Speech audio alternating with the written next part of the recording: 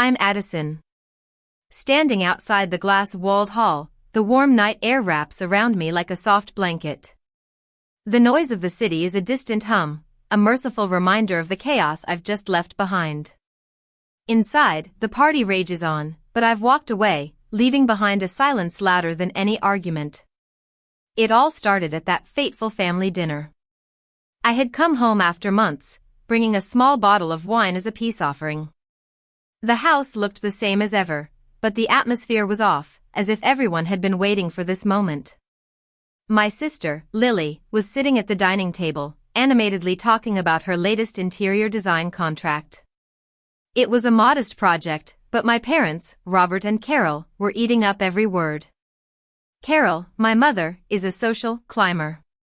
She loves to show off her daughters to her friends and believes that success is all about appearances.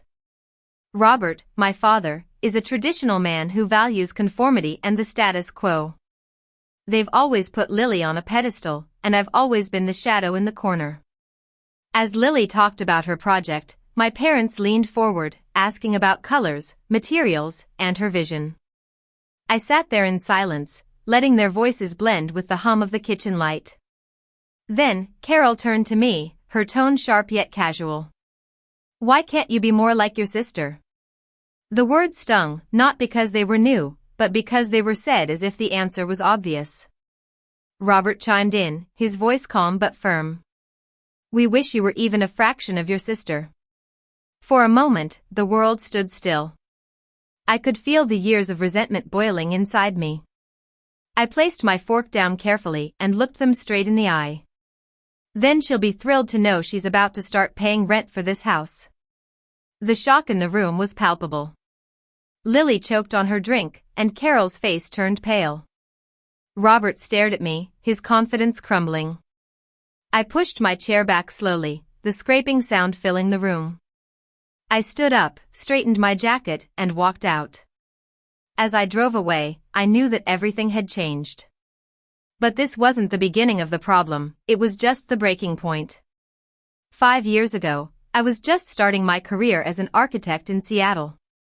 I was full of hope, believing that hard work would eventually earn me my parents' respect.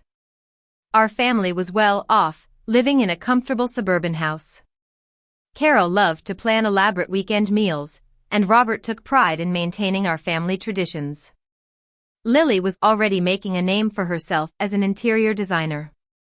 Every Saturday, we'd gather around the dining table, and the conversation would always follow the same pattern. Carol would ask Lily about her latest project, Robert would be impressed, and the air would be filled with praise.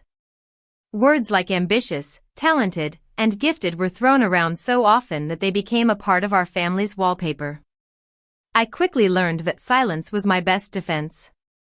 Whenever I mentioned my work on affordable housing projects or the long hours I spent at the firm, Carol's eyes would drift to the kitchen clock, and Robert would politely change the subject back to Lily. I started to build my own life. I rented a small apartment downtown, filled with sketches and models of my architectural designs. I used work as an excuse to miss family dinners, but deep down, I knew it was also a form of self-preservation. One evening, my phone rang non-stop. It was Carol, her voice trembling. She said that Robert had made a bad investment, and the bank was threatening to take the house. I was saving for my own apartment, but hearing her panic, I didn't hesitate. I transferred most of my savings to her account. The next morning, Robert called to thank me. He admitted that he had trusted the wrong partner and lost almost everything in a property deal. He assured me it was temporary, and things would turn around.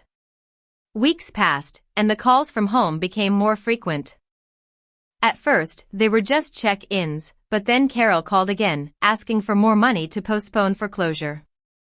I transferred another large sum, not really counting how much I had given anymore. A few months later, the bank called and asked me to act as a guarantor for the mortgage.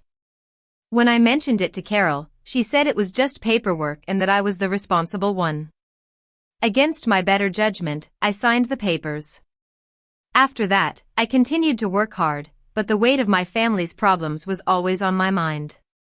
My friends would talk about vacations and new furniture, and I would just nod, pretending to be happy.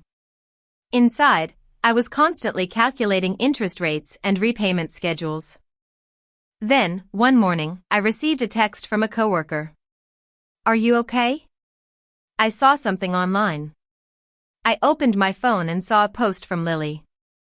The caption read, "Some people forget where they come from. When your own sister abandons your parents after they saved her countless times, you start to question what family even means." I didn't defend myself. I knew that those who knew me didn't need proof, and those who didn't would never believe me. I closed the app and went back to work. 2 months later, the messages from my parents started pouring in. At first, they were short and polite, but then the tone changed. Carol sent long emails filled with guilt, accusation, and disappointment. One day, Robert showed up at my office. He was pacing in the lobby, his jaw tight. He started yelling at me, saying that I was selfish and ungrateful. His words were loud enough for my colleagues to hear, and I felt the heat of humiliation creep up my neck. After he left, whispers started circulating in the office. My colleagues started looking at me differently, and a few even unfollowed me on social media. That evening, I stayed late at the office.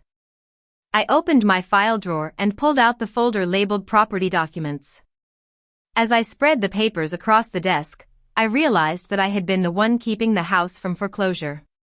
I had paid the taxes, signed the contracts, and shouldered the financial burden alone. Anger replaced the hurt I had felt for so long. I decided that if they wanted to play this in public, then the truth should be out there too. And that's how I found myself at Lily's party. She was hosting a celebration for what she called her new milestone. The venue was filled with guests in sleek suits and evening gowns, and cameras were streaming every moment of her carefully staged triumph. I walked in unannounced, carrying a single folder. As I stepped forward, conversations faded, and people turned to look at me. I handed the folder to the MC and said, "Play this instead." The large screen behind Lily flickered, and the mortgage agreement appeared, with my name as the property owner. One receipt after another flashed on the screen, each stamped paid in full with my signature. The room fell silent.